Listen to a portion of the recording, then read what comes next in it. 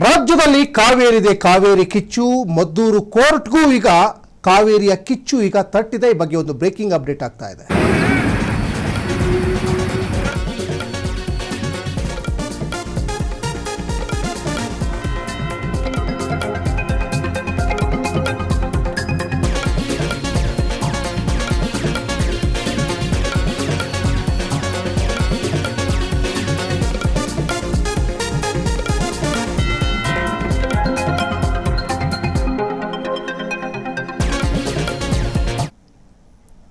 ತಮಿಳುನಾಡಿಗೆ ನೀರು ಬಿಡುವ ವಿಚಾರಕ್ಕೆ ಕನ್ನಡಿಗರು ಎಷ್ಟು ರೊಚ್ಚಿಗೆದ್ದಿದ್ದಾರೆ ಅಂದರೆ ನೋಡಿ, ಮದ್ದೂರಿನ ಕೋರ್ಟ್ಗೂ ಕೂಡ ಕಾವೇರಿ ಕಿಚ್ಚು ಈಗ ತಟ್ಟಿದೆ. ಕೋರ್ಟ್ ಆವರಣದಿಂದ ಪ್ರಮುಖ ಬೀದಿಗಳಲ್ಲಿ ವಕೀಲರು ಬೈಕ್ ರ್ಯಾಲಿ ಮಾಡುವ ಮುಖೇನವಾಗಿ ಸರ್ಕಾರಕ್ಕೆ ಆಗ್ರಹಿಸ್ತಾ ಇದ್ದಾರೆ. ಯಾವುದೇ ಕಾರಣಕ್ಕೂ ಕೂಡ ತಮಿಳುನಾಡಿಗೆ ನೀರು ಬಿಡಬಾರ್ದು ಅಂತ ಆಗ್ರಹಿಸ್ತಾ ಇದ್ದಾರೆ.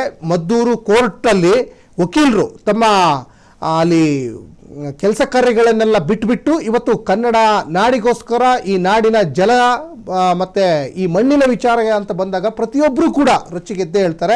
ಹಾಗಾಗಿ ಕಾವೇರಿ ನೀರು ರಕ್ಷಣೆಗಾಗಿ ಈಗ ವಕೀಲರು ಈಗ ಬೀದಿಗಿಳಿದಿದ್ದಾರೆ. ಕೋರ್ಟ್ ಆವರಣದಲ್ಲಿ ವಕೀಲರು ಪ್ರತಿಭಟನೆಯನ್ನು ಕೂಡ ಮಾಡಿದ್ರು. ಜೊತೆಗೆ ಅಲ್ಲಿ ಬೈಕ್ ರ್ಯಾಲಿ ಕೂಡ ಮಾಡ್ತಾ ಇರುವಂಥದ್ದನ್ನು ಗಮನಿಸ್ತಾ ಇದ್ದೀರಾ. ಯಾಕಂದರೆ ವಕೀಲರು ಅಂದರೆ ಕೇವಲ ಕೋರ್ಟು ಕೇಸಿಗೆ ಮಾತ್ರ ಸೀಮಿತ ಆಗಿರಲ್ಲ. ಇವತ್ತು ಕನ್ನಡ ನಾಡಿಗೆ ಆಪತ್ತು ಬಂದಾಗ, ಕುಡಿಯೋ ನೀರಿಗೆ ಇವಾಗ ಸಂಕಷ್ಟ ಬಂದಾಗ, ನೆಲ ಜಲ ಭಾಷೆ ಅಂತ ಬಂದಾಗ ಪ್ರತಿಯೊಬ್ಬರು ಕೂಡ ರೊಚ್ಚಿಗೆ ಹೇಳ್ತಾರೆ ಅನ್ನಲಿಕ್ಕೆ ಇವತ್ತು ವಕೀಲರು ಮದ್ದೂರಿನಲ್ಲಿ ಪ್ರೊಟೆಸ್ಟ್ ಮಾಡಿರೋದೇ ಒಂದು ಸಂಕೇತ ಇದು. ಹಾಗಾಗಿ ಇವರೆಲ್ಲರೂ ಕೂಡ ಸಮಾಜದ ಮೇನ್ ಪಿಲ್ಲರ್ಸ್ಗಳು. ಇವತ್ತು ಡಾಕ್ಟ್ರುಗಳಿರ್ಬೋದು, ಲಾಯರ್ಗಳಿರ್ಬೋದು, ಇಂಜಿನಿಯರ್ಗಳಿರ್ಬೋದು, ಇವರೆಲ್ಲರೂ ಕೂಡ ಜನಸಾಮಾನ್ಯರಿಗೆ ಇನ್ಸ್ಪಿರೇಷನ್ ಆಗ್ತಾ ಇರ್ತಾರೆ.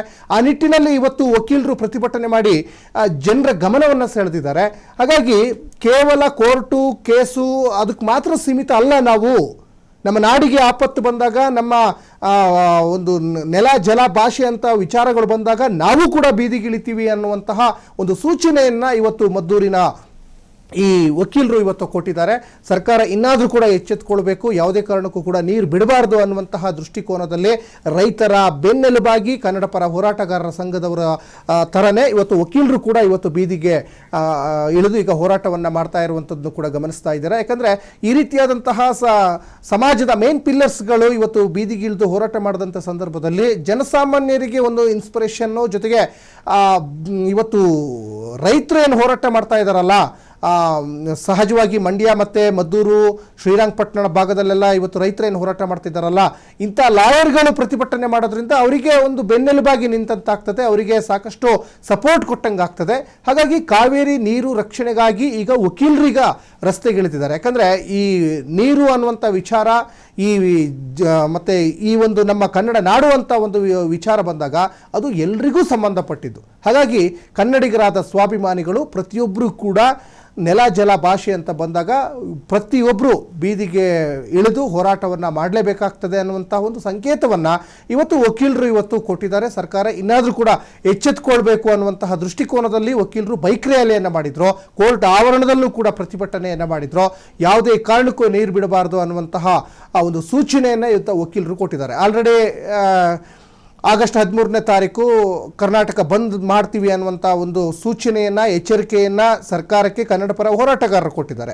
ಅದೇ ನಿಟ್ಟಿನಲ್ಲಿ ವಕೀಲರು ಕೂಡ ಇವಾಗ ಬೀದಿಗಿಳಿದು ಹೋರಾಟ ಮಾಡ್ತಾ ಇರೋ ಇದು ಈ ಒಂದು ವಿಚಾರ ಸಾಕಷ್ಟು ಈ ಒಂದು ಪ್ರತಿಭಟನೆ ಕಾವು ಮತ್ತಷ್ಟು ಮುಂದಿನ ದಿನಗಳಲ್ಲಿ ಅದು ಜಾಸ್ತಿ ಕಾವು ಪಡ್ಕೊಳ್ಳುತ್ತದೆ ಅನ್ನಲಿಕ್ಕೆ ಈ ಒಂದು ಪ್ರತಿಭಟನೆನೇ ಈಗ ಸಾಕ್ಷಿ ಆಗ್ತಾ ಇದೆ.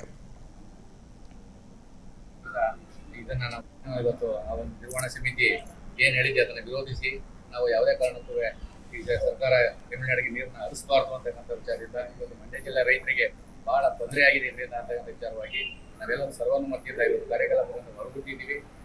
ಮತ್ತೆ ಇವತ್ತೆಲ್ಲರೂ ಹೋಗಿ ನಮ್ಮ ಮದ್ದೂರು ತಹಶೀಲ್ದಾರ್ ಅವರಿಗೆ ಮನವಿಯನ್ನು ಸಲ್ಲಿಸಿ ಅದನ್ನು ರಾಜ್ಯ ಸರ್ಕಾರಕ್ಕೆ ತಲುಪಿಸಬೇಕು ಅಂತಕ್ಕಂಥ ಹೋರಾಟವನ್ನು ನಾವೆಲ್ಲ ಸದಸ್ಯರು ಸರ್ವಾನುಮತಿಯಿಂದ ಇವತ್ತು ಜೊತೆಗೆ ನಾವೆಲ್ಲ ಹೊರಗಡೆ ಕೂತ್ಕೊಂಡು ಇವತ್ತು ಬೈಕ್ ರ್ಯಾಲಿಗೂ ಸಹ ಏನು ಅನ್ನೋದು ನ್ಯಾಯದಿಂದ ಪೇಟೆ ಬೀದಿ ಮುಖಾಂತರ ಪೊಲೀಸ್ ಸರ್ಕಲ್ ಟಿಬಿ ಸರ್ಕಲ್ ನಾವು ಬೈಕ್ ರ್ಯಾಲಿ ಮಾಡಿ ಈ ದಿವಸ ಇದನ್ನು ನಾವು ವಿರೋಧಿಸಿದ್ದೇವೆ. ಹಿಂದೆ ದಿವಸ